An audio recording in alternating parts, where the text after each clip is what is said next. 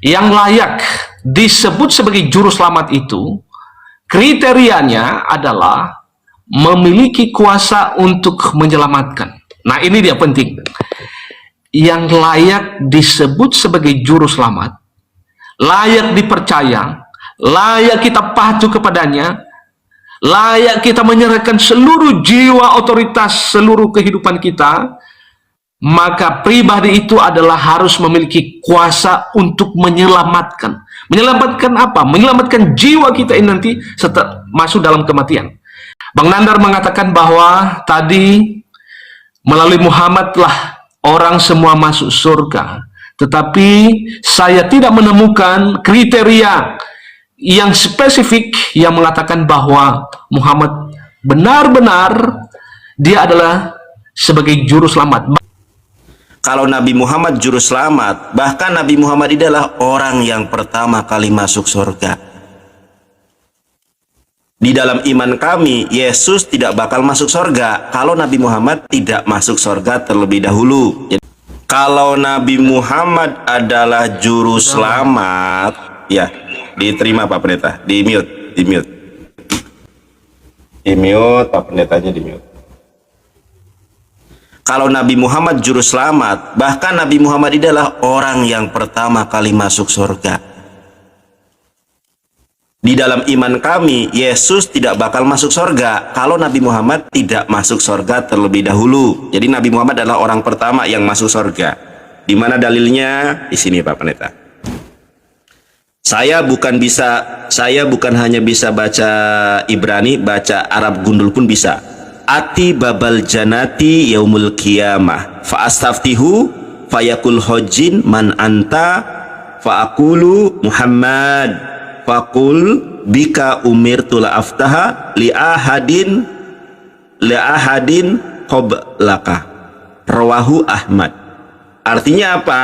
Ya, di hari kiamat ku datangi pintu surga, lalu ku minta dibukakan. Malaikat penjaga surga bertanya, siapa engkau? Lalu ku jawab, Muhammad. Dia berkata,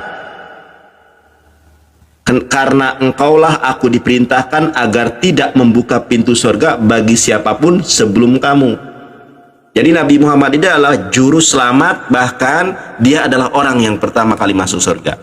Pak Pendeta yang saya kasihi, saya tidak bertanya tentang fungsi daripada Yesus sebagai juru selamat. Saya tidak, karena orang Islam percaya kalau Yesus adalah Mosiah.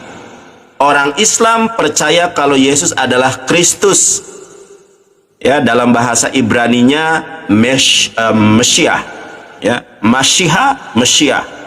Kalau dalam bahasa Arabnya Al-Masih. Kita percaya.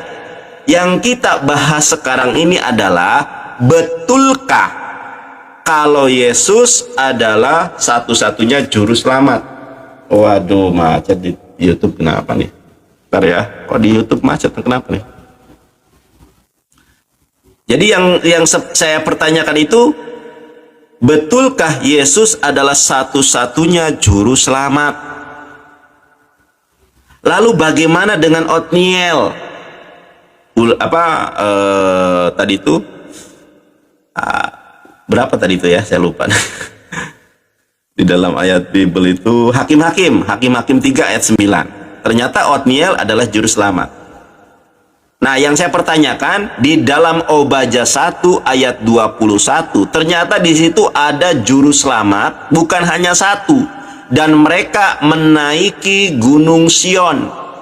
Yang menjadi pertanyaan saya, siapa sajakah juru selamat yang ada naik ke Gunung Sion tersebut? Sebagaimana di dalam Obadya 1:21. Kalau tidak percaya, saya tunjukkan datanya. Ya. Jadi di dalam Obadya 1 ayat ke-21, di situ ada juru selamat. Cuma memang terjemahannya itu dirubah. Kalau untuk selain Yesus. Kalau untuk selain Yesus diterjemahkannya menjadi para penyelamat, rescue. Nah, teman-teman lihat ini ya. Penyelamat akan naik ke atas Gunung Sion. Kita buka dalam bahasa Ibraninya, jelas sekali nih. Ya. Mana? Western Leningrad. Nih Pak Pendeta ya, saya bacakan nih ya. Di dalam bahasa Ibraninya, fe'alu moshiim, ya, naiklah para juru selamat itu. Karena bentuk singularnya adalah mosia, bentuk jamaknya adalah moshiim. Maka naiklah para juru selamat itu behar Sion, ke atas gunung Sion, lispot et har Esau, untuk menghukumkan gunung Esau, pehaita la Yahwe hamlukah, dan menjadikan bahwa kerajaan itu hanya milik Allah. Yang menjadi pertanyaan saya singkat, jelas, padat. Ayat ini membuktikan juru selamat bukan hanya Yesus. Yang menjadi pertanyaan saya adalah siapa saja para penyelamat, siapa saja juru selamat yang naik ke atas gunung Sion di dalam Obadya 1 ayat 21. Saya yakin Pak Pendeta ilmunya lebih tinggi daripada saya, karena Anda seorang pendeta, saya seorang Gus Yonatan Nandar. Walakadalah, wallahu a'lam bishawab. Terima kasih, waktu habis. Oke, baik. Satu pernyataan yang disampaikan oleh saudara kita, Bang Nandar, yang mempertanyakan tentang tadi adalah Hakim-Hakim 3 ayat yang ke-9, dan juga Obadya 1 ayat yang ke-21, yang menyatakan, memberikan satu klaim, bahwa menurut dia, bukanlah Yesus satu-satunya juru selamat, tetapi ada oknum-oknum yang lain. Nah, mari kita dulu baca di dalam Hakim-Hakim 3 ayat yang ke-9 yang sudah dibukakan tadi. Di sana disebutkan ayat yang ke-9 itu, lalu berseluruh orang Israel kepada Tuhan, maka Tuhan membangkitkan seorang penyelamat bagi orang Israel, yakni Otniel, anak Kenas, adik Kaleb.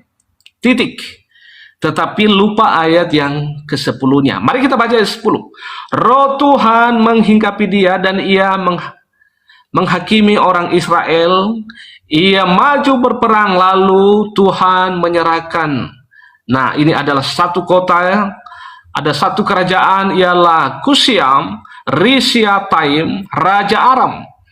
Nah, jadi yang disebutkan di sini adalah juru selamat bagi Israel adalah bukan juru selamat secara jiwa.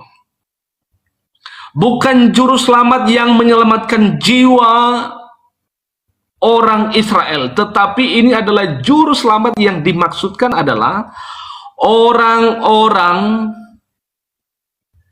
yang dimana mereka, Tuhan membangkitkan dia adalah untuk mengalahkan para musuhnya. Nah, jadi di sini sangat jelas hal demikian. Jadi bukan saja hanya Otniel, tetapi ada banyak di dalam Alkitab dicatat. Itu Tuhan bangkitkan. Ya, misalnya saya sebutkan ya, teman-teman. Ya, misalnya kita melihat bahwa ada Musa, ya. Ada Musa di sana, ada juga Yosua. Dan ada banyak yang dibangkitkan Tuhan sebagai penyelamat bagi Israel. Bahkan kita melihat yang paling terakhir dan yang paling termasyhur adalah Raja Daud. Untuk mengalahkan musuh-musuh bangsa Israel. Kita melihat bahwa bangsa Israel itu jatuh bangun. Mereka jatuh bangun. Karena apa? Karena dosa mereka. Tetapi di tengah-tengah pergumulan mereka, di tengah-tengah perbuatan mereka, keterpurukan mereka, maka Tuhan hadir karena mereka adalah umat pilihan. Tuhan bangkitkan itu. Misalnya adalah bukan saja hatnya Otniel, tetapi raja yang terkenal termasyhur adalah Raja Daud. Nah, jadi itu yang dimaksudkan. Bukan penyelamat seperti yang kita sebutkan di dalam yang kita percaya adalah Yesus Kristus. Nah, itu yang pertama yang saya sampaikan. Yang kedua, saya lanjut di poin saya, maka syarat yang harus menjadi orang penyelamat itu tadi adalah, pertama adalah diutus Allah, yang kedua adalah kriteria disebut sebagai juru selamat itu tidak berdosa. Dan ada banyak ayat yang menyatakan hal demikian. Maka poin yang ketiga adalah yang layak. Yang layak disebut sebagai juru selamat itu, kriterianya adalah memiliki kuasa untuk menyelamatkan. Nah, ini dia penting. Yang layak disebut sebagai juru selamat, layak dipercaya, layak kita patuh kepadanya, layak kita menyerahkan seluruh jiwa, otoritas, seluruh kehidupan kita, maka pribadi itu adalah harus memiliki kuasa untuk menyelamatkan. Menyelamatkan apa? Menyelamatkan jiwa kita ini nanti setelah masuk dalam kematian. Yaitu di dalam Yohanes pasal 11 ayat yang ke-25. Apa bunyinya? Akulah kebangkitan dan hidup.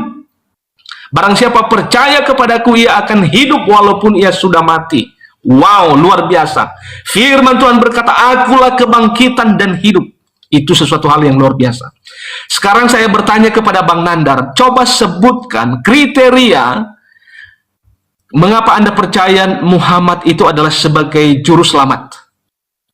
Boleh disebutkan? Ya, terima kasih. Waktu saya habis. Terima kasih.